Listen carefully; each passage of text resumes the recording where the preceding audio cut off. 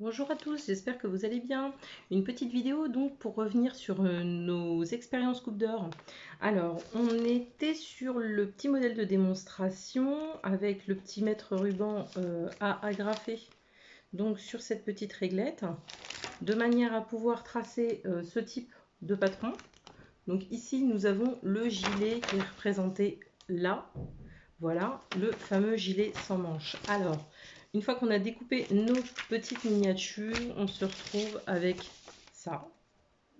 Et une fois qu'on a ça, avec le système, je vous mettrai le lien dans la description de la vidéo pour pouvoir bien tracer vos patrons. Avec donc cette miniature, ici on a le devant qui est indiqué donc par le A qu'on retrouve là. Et mon devant à moi ressemble à ceci. Je vous montre. Mon devant à moi, il ressemble à ça. Là, il est un petit peu froissé parce qu'effectivement, je ne range pas toujours bien mes patrons. Comme vous pouvez le voir ici, j'ai reporté donc le droit fil. Pour reporter le droit fil, il vous suffit tout simplement de vous mettre de façon perpendiculaire en fait à votre base fermeture. Les pinces, elles sont recalculées, elles sont à recalculer systématiquement. Vous faites l'essai sur vous, donc voilà, vous faites l'essai sur vous et vous voyez ce qui vous convient ou pas. Vous pouvez à tout moment retoucher votre patron papier et ensuite apporter les modifications donc, sur une feuille propre. Une fois que vous avez procédé à vos modifications, vous y allez sur le tissu, tout simplement. C'est vraiment très très simple d'utilisation. Une fois qu'on a des petites notions en couture, vraiment, on peut se faire des choses très très très simples. Alors, le dos, c'est cette miniature. Voilà, donc là, vous pouvez apercevoir le B qui vous indique donc que nous sommes sur la partie dos. Avec ici le petit trait hachuré qui représente ni plus ni moins que le pli du tissu, de manière à avoir de façon symétrique votre dos complet. Je m'explique. Alors, le voici à mes mesures, le dos.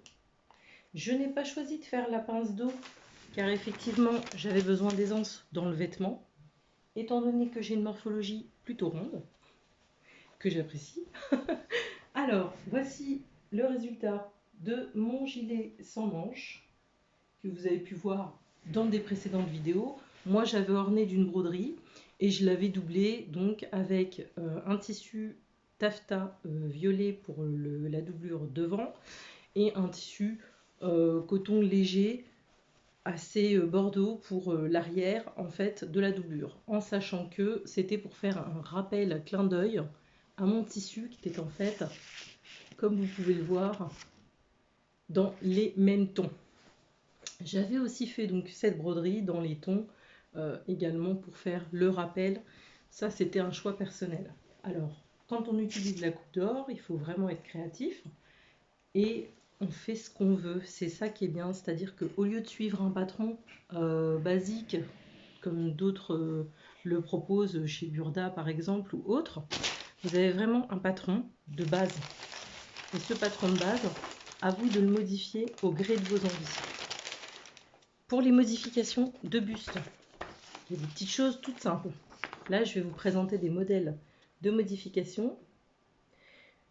Je vous laisserai donc lire les petits titres pour vous informer un petit peu de ce qui est possible de faire.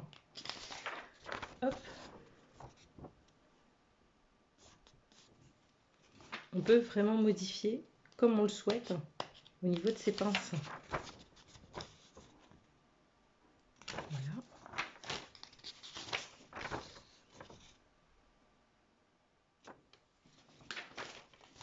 Et ici, c'était au niveau de l'encolure.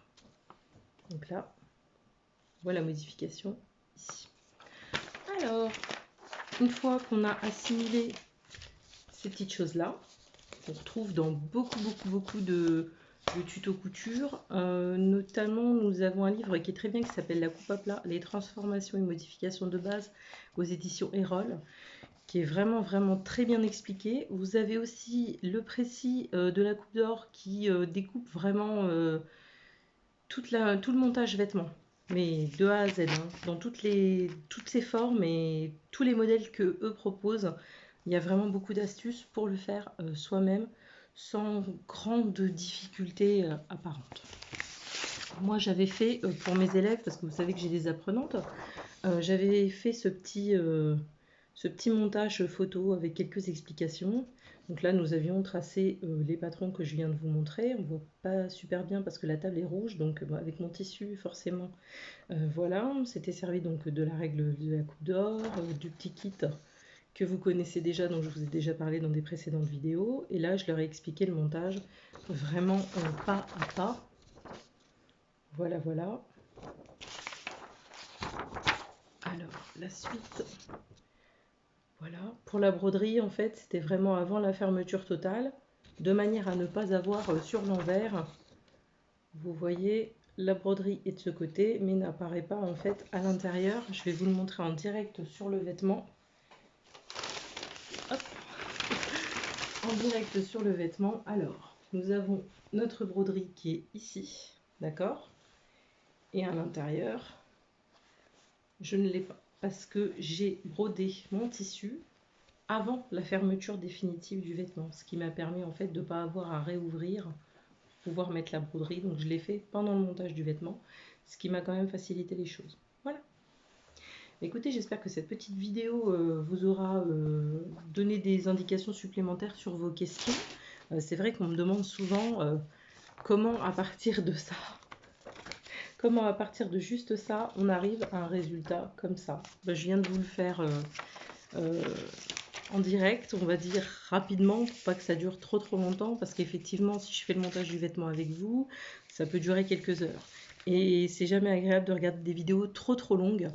C'est pourquoi je préfère vous faire des petits résumés comme ça, où au moins on voit les choses très rapidement et de manière un peu plus soft.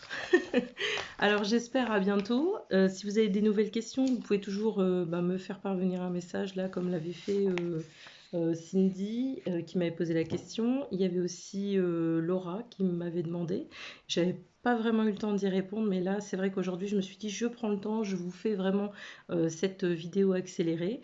Et si vous avez des questions complémentaires, vous pouvez toujours me contacter, vous le savez, vous me mettez un petit commentaire. J'essaie après de vous recontacter par mail ou vous pouvez me contacter directement, soit via Instagram, soit Facebook. Voilà, donc toujours EMCrea974, c'est le moyen de me joindre le plus sûr.